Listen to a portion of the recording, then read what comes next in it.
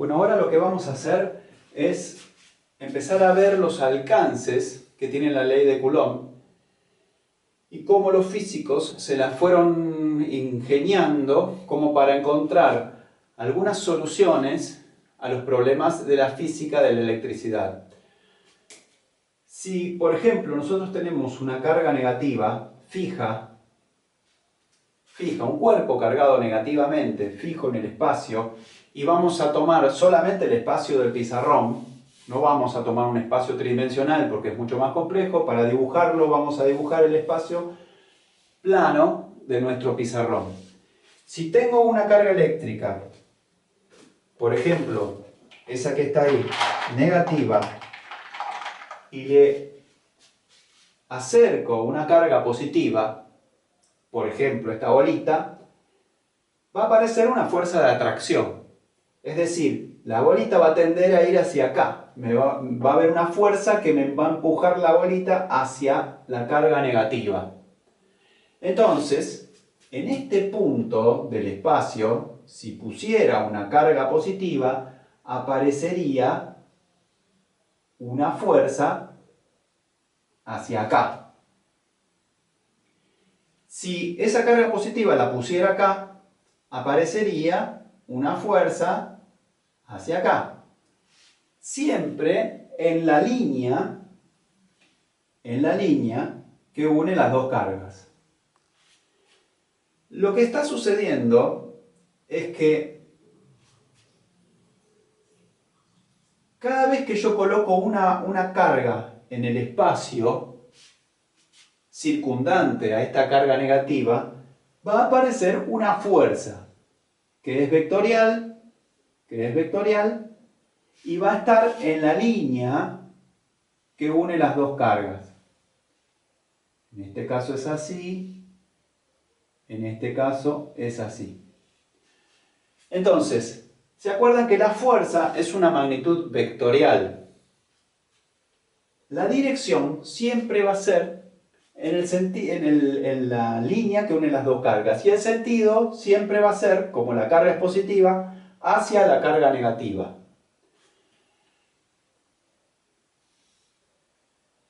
Si nosotros circundamos todo el espacio con líneas que me indiquen cuál va a ser la dirección de las fuerzas, voy a tener un dibujo como este.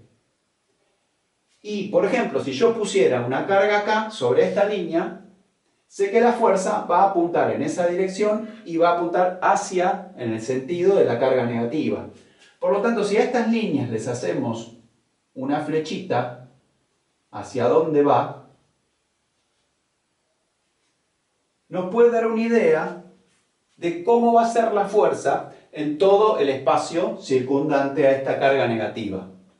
Si nosotros ahora sacamos la carga negativa, no la sacamos, perdón, la tapamos, no la vemos, lo que va a suceder es que si yo veo las líneas de fuerza, estas se llaman líneas de fuerza o líneas de flujo, si yo veo esas líneas de flujo, sé que al poner mi carga positiva acá, va a tener una fuerza en este sentido. Entonces, empiezo a entender que hay un concepto que no depende de que yo vea o no vea la carga negativa. Si yo sé cómo son esas líneas de flujo en todo el espacio, yo puedo determinar cuál es la fuerza, aunque no sepa qué hay acá en el medio. Bueno, ese concepto de lo que modifica todo el espacio circundante a una carga es el que se denomina campo eléctrico. Vamos a analizar un poquito más la ley de Coulomb, un poquito. A esta carga la voy a llamar Q1, por ejemplo. Y a la carga piloto que yo pongo en cualquier lado, la voy a llamar Q. Entonces, ustedes se acuerdan que la fuerza en la ley de Coulomb era una constante K por Q1 por Q dividido la distancia al cuadrado. Ustedes saben que si yo esta raya la puedo hacer larga o la puedo acortar, es lo mismo, es exactamente lo mismo. Entonces a alguien se le ocurrió que este valor de acá, todo esto que está acá, lo podía llamar campo eléctrico.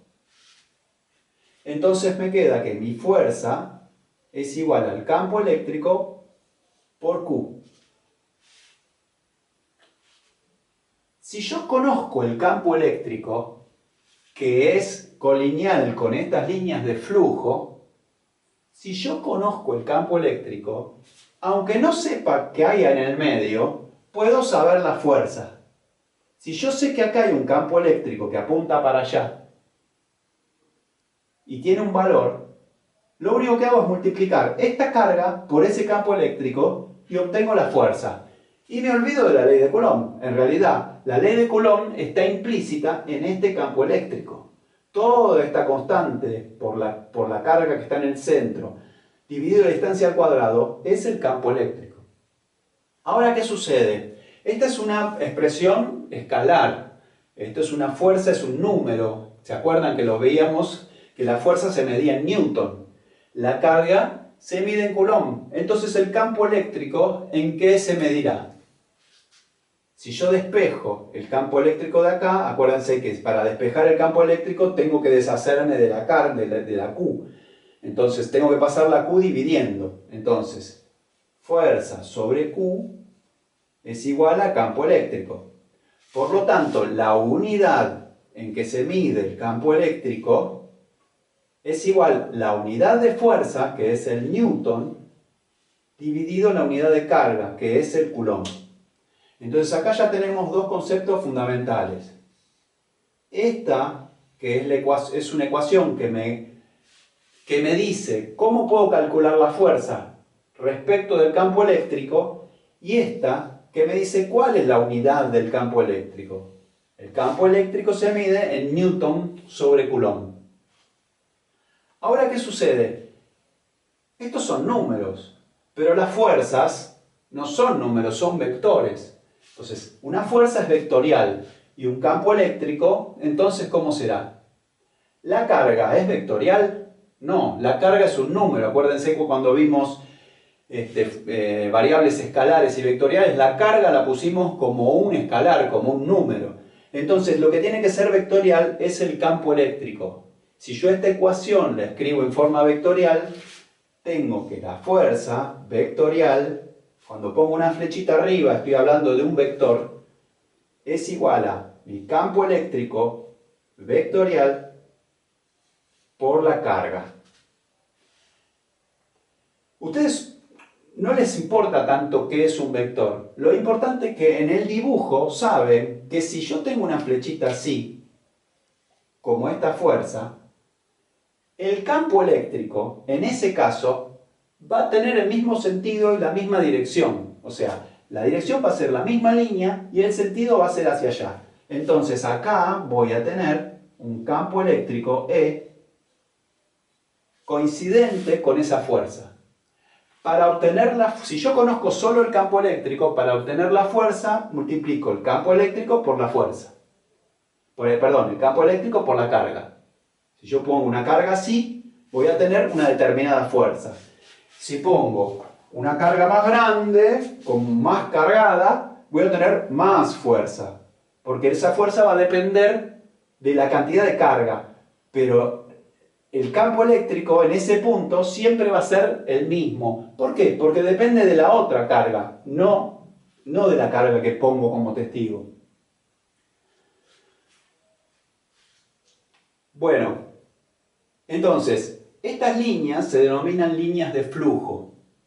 Y si nosotros, por ejemplo, tuviéramos dos cargas en el espacio fijas, las líneas de flujo siempre salen de la carga positiva y van hacia la carga negativa. Por ejemplo, si yo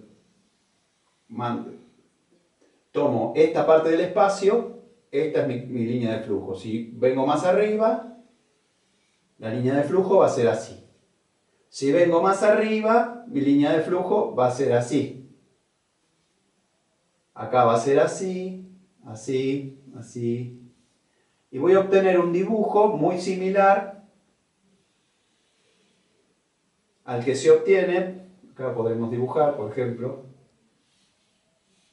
al que se obtiene, ¿se acuerdan cuando hacen el experimento famoso del imán con las limaduras de hierro. Bueno, acuérdense siempre que las líneas de flujo salen de la carga positiva y van hacia la negativa. Salen para acá. Y van hacia la negativa. Entonces, si yo quiero saber cómo va a ser la fuerza en una carga acá, por ejemplo acá, siempre la fuerza es tangente a esa línea de flujo, o el campo eléctrico. Acuérdense que el campo eléctrico y la fuerza son colineales. Entonces, si yo coloco una carga acá, mi campo eléctrico va a ser tangente a la línea de flujo. Si coloco una carga acá, el campo eléctrico va a ser tangente a la línea de flujo. Esto es un concepto que vamos a utilizar muchísimo.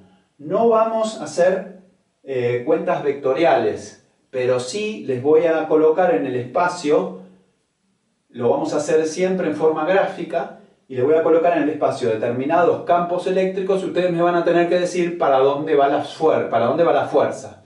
Una cosa importante es que si en vez de colocar una carga positiva, por ejemplo, si yo coloco una carga positiva acá, la fuerza va a ir para allá.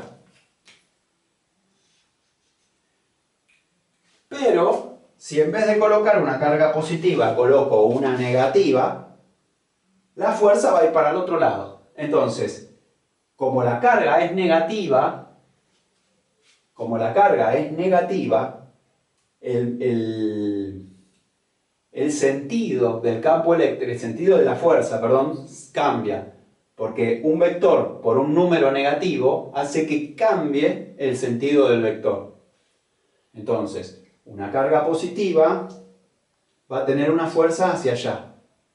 Y una carga negativa va a tener una fuerza hacia acá.